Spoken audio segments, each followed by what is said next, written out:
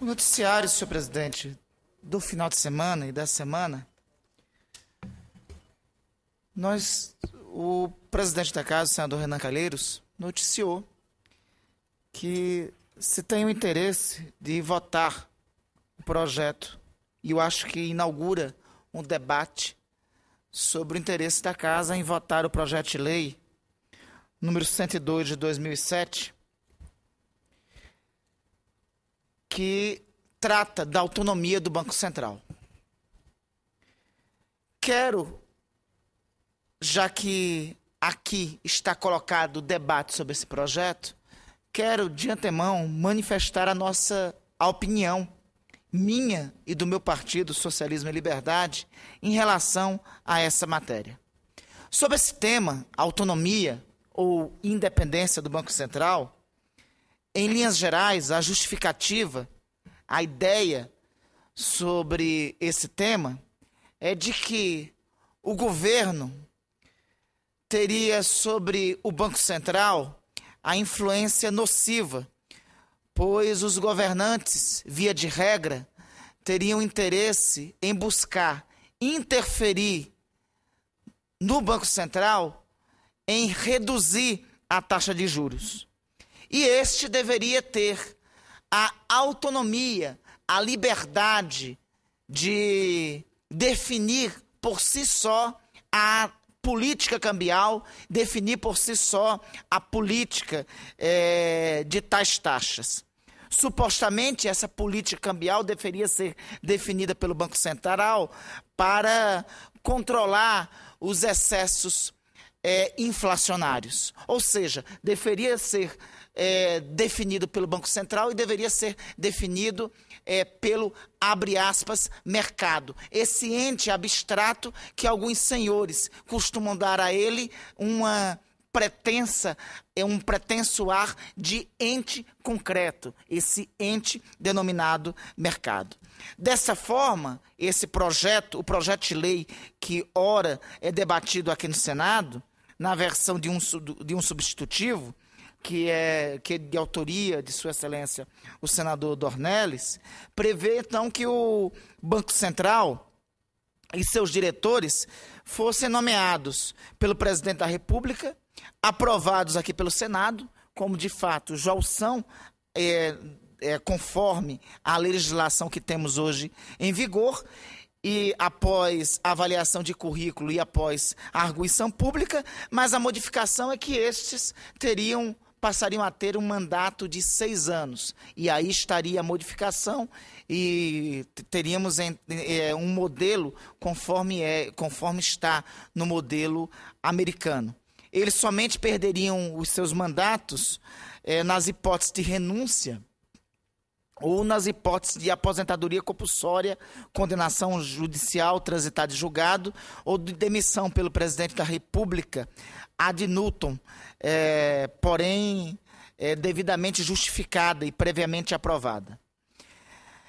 E nessas hipóteses, para as suas demissões, elas deveriam ocorrer mediante votação secreta, nas hipóteses estariam estabelecidas no projeto, nas hipóteses de gestão conducente, grave prejuízo à economia nacional, descumprimento de metas estabelecidas pelo Conselho Monetário Nacional. Ou seja, essas hipóteses seriam as hipóteses previstas pelo Conselho Monetário Nacional.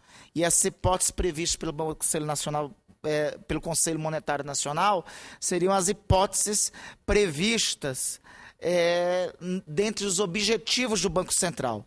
E essas hipóteses previstas nas hipóteses previstas do Banco Central seriam as hipóteses previstas no artigo 5º das normas do Banco Central, que seriam o descumprimento das metas das políticas monetária e cambial do Banco Central. E essas metas estão estipuladas lá entre as metas das políticas monetária e cambial do Banco Central. O Banco Central do Brasil tem por objetivos principais a estabilidade de preços e a solidez do sistema financeiro nacional. Ora, senhor presidente, então, a meta do presidente do Banco Central seria única e exclusivamente a estabilidade de preços. Veja, a meta do presidente do Banco Central é única e exclusivamente a estabilidade de preços. A meta do Banco Central não é a distribuição de renda e o crescimento econômico. A meta seria manter indefinidamente a taxa de juros que nós aplicamos no Brasil, que tem sido, ao longo de 20 anos, das últimas 2 décadas, a mais alta taxa de juros do planeta, que só tem penalizado os trabalhadores e os mais pobres. E que não é dito isso. Ao longo dos últimos 20 anos, nós temos praticado a mais alta taxa de juros do planeta, em nome de que a meta do Banco Central seja unicamente a tal estabilidade, que nós não descartamos. Eu não estou dizendo que não seja uma conquista civilizatória a estabilidade. Só que somente por si só per si, essa estabilidade não pode ser uma ditadura em detrimento do crescimento econômico, em detrimento da transferência de renda para os trabalhadores. Isto não pode ser uma ditadura de 20 anos sem crescimento econômico, de 20 anos nós aqui no Brasil praticando a mais alta taxa de juros do planeta. Principalmente porque não é somente a taxa de juros, eu quero repetir isto, não é somente a taxa de juros o único mecanismo existente em nosso país para combater a inflação. Eu quero reiterar isso. Alguns podem questionar, como controlar a inflação? Como controlar a inflação se não praticando as taxas de juros aviltantes que nós praticamos no Brasil? É importante aqui observar, senhor presidente, que o Brasil tem praticado nas últimas décadas, como tenho dito, de forma quase ininterrupta, essa taxa de juros. Isso indica algo estranho. Além do mais, a principal causa da inflação tem sido algo que os economistas têm dito, têm definido como, abre aspas, excesso de demanda, fecha aspas. Mas sim, a alta dos preços, essa alta dos preços, a principal causa dessa alta dos preços é administrada pelo próprio governo. Outra causa da inflação tem sido a alta dos alimentos. Ora, a alta dos preços é administrada pelo próprio governo. A outra causa da alta dos preços é a alta dos preços dos alimentos. A alta dos preços dos alimentos é devido a razões de ordem principalmente climáticas. Por que isso ocorre? É necessário que se diga claramente a verdadeira verdade. Isso ocorre devido à ação principalmente de especuladores nas bolsas de commodities, que compram papéis vinculados a produtos agrícolas no intuito de valorizá-los e assim lucrar às custas dos povos. Lucrar às custas do povo, principalmente às custas dos mais pobres. Veja, vamos raciocinar. Vocês não acham que é um absurdo nós termos inflação de alimentos em um país como o Brasil, que é o maior produtor de alimentos do planeta, que é o maior... Não é um absurdo ter inflação de alimentos, de grãos de feijão em um país como o Brasil, que é o maior produtor de feijão do planeta? Não é um absurdo ter inflação de arroz em um país como o Brasil, que é o maior produtor de arroz do planeta? É um absurdo. Mas isso ocorre devido à atuação da especulação de commodities. Isso ocorre porque nós temos um modelo agrícola baseado na exportação. E bastava nós termos duas medidas básicas. A primeira, incentivo à agricultura familiar. Uma ação enérgica de apoio a um amplo programa de reforma agrária.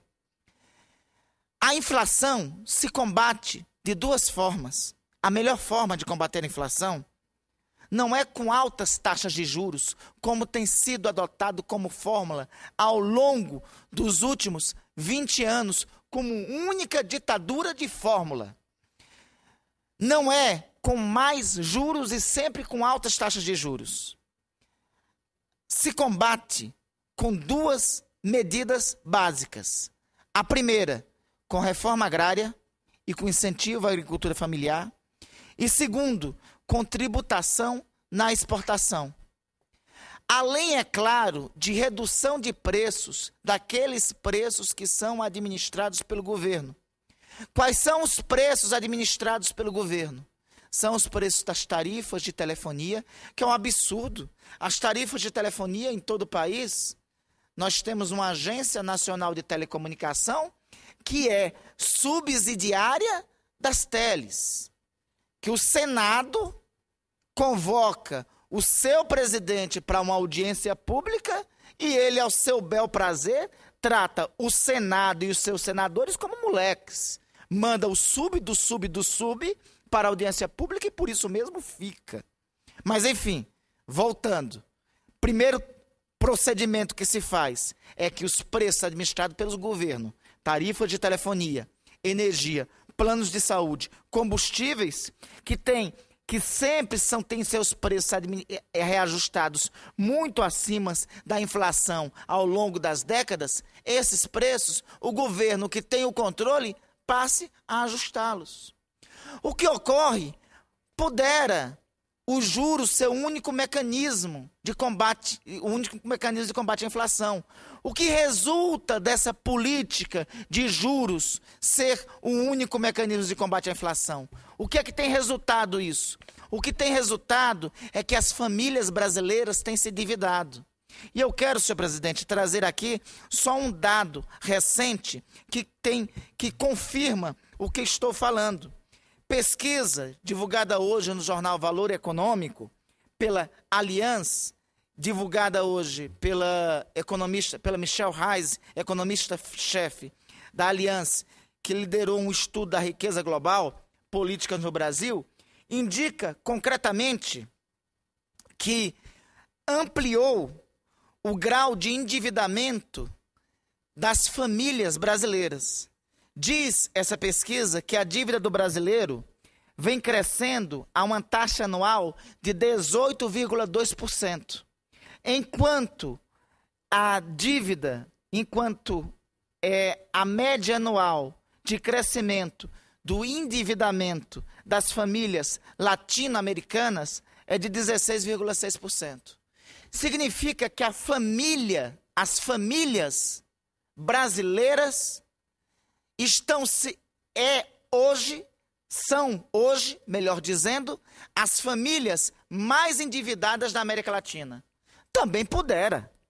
Com uma taxa de juros, a taxa básica de juros, Selic, acima de 10% na média ao longo de 20 anos, também pudera. A família brasileira só pode ficar, o trabalhador brasileiro só pode ficar endividado. Veja, a média de endividamento da taxa anual da família brasileira é 18,2%. A média de endividamento das famílias latino-americanas é de 16,6%. Quem é que está pagando por isso? São as famílias brasileiras. São os trabalhadores brasileiros. Quem é que está ganhando por isso? No mesmo jornal Valor Econômico indica quem está pagando por isso. No mesmo jornal Valor Econômico tem uma outra matéria com o seguinte título: ricos da América Latina vão muito bem, obrigado. E quem são os ricos da América Latina? Quem são os ricos do Brasil? São os ricos do mercado financeiro. Diz a mesma matéria: as famílias brasileiras da América Latina em geral atravessaram bem a crise de 2008. As famílias brasileiro. É o que mostra um relatório da Aliança sobre a riqueza global. Mas diz mais adiante, eles estão falando das famílias ricas, não estão falando do conjunto das famílias brasileiras, das famílias trabalhadoras. Na América Latina, a fatia do Brasil equivale a 1,3 trilhão e a do México 867 bilhões. Descontado o endividamento das famílias brasileiras, 732 bilhões, o país fica atrás do México, com 540 bilhões em ativos financeiros líquidos. Ou seja, mais adiante diz ainda a matéria, apesar de figurar como o segundo país mais rico da região, em termos per capita, o Brasil está bem atrás. Os ativos financeiros líquidos por brasileiro são de 2,730 euros, muito abaixo dos 6,110 do mexicano e 10,970 do chileno. No topo do ranking está a Suíça, com ativos líquidos per capita de 141,895. Os dados aqui apresentados pela revista, pelo jornal Valor Econômico, aponta claramente o seguinte, que o acúmulo da riqueza ao longo desses 20 anos na América Latina tem ficado, em especial, com os ricos no Brasil e no México. Esses, em especial, quem tem ficado mais rico no Brasil tem sido aqueles do mercado financeiro. Nós temos tido o aumento da desigualdade no país, em especial devido a que o mercado financeiro tem lucrado devido a nós estarmos praticando um dos juros mais aviltantes do planeta. As matérias de hoje do Valor Econômico mostra concretamente o aprofundamento da desigualdade em nosso país. Esse aprofundamento da desigualdade tem sido praticado concretamente devido a nós termos um país que pratica a maior taxa de juros do nosso país. Para que vai servir, senhor presidente, essa proposta de autonomia do Banco Central? A autonomia do Banco Central é autonomia em relação ao Estado. Na verdade, é submissão em relação ao mercado financeiro. Essa pretensa proposta de autonomia é para que o Banco Central fique submetido ao mercado financeiro para continuar para que o nosso país continue a praticar esta taxa de juros que é a maior do planeta, para que não tenha controle das autoridades brasileiras e da sociedade brasileira sobre o Banco Central, para que não tenha nenhum tipo de controle do Estado brasileiro sobre o seu Banco Central. As altas taxas de juros servem na realidade, senhor presidente, como já aqui demonstrei, para beneficiar o setor financeiro, que obviamente só lucra com os juros altos. É preciso falar claramente o bom português.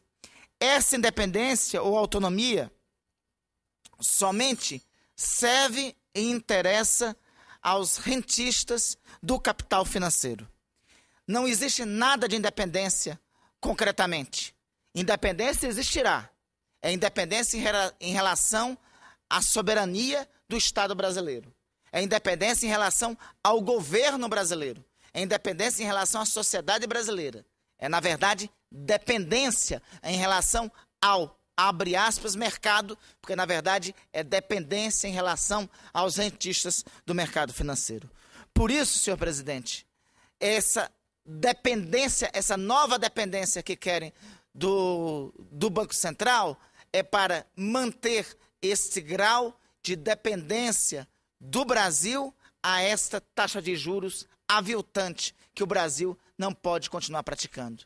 O Brasil não pode fechar um novo ciclo econômico continuando a praticar as mais altas taxas de juros do planeta. O nosso problema, senhor presidente, não está mais na estabilidade. O nosso problema está em continuar a transferir recursos para os rentistas do capital financeiro. O nosso problema está na falta de coragem de romper com isso. O nosso problema está na falta de coragem em mudar o modelo de desenvolvimento econômico, em não ter coragem em construir um modelo que aponte para a necessidade de crescimento econômico, para a necessidade de transferência de renda para a ampla maioria da sociedade e do povo brasileiro. Veja, os dados de hoje, falo isso para concluir, os dados de hoje do valor econômico apontam claramente.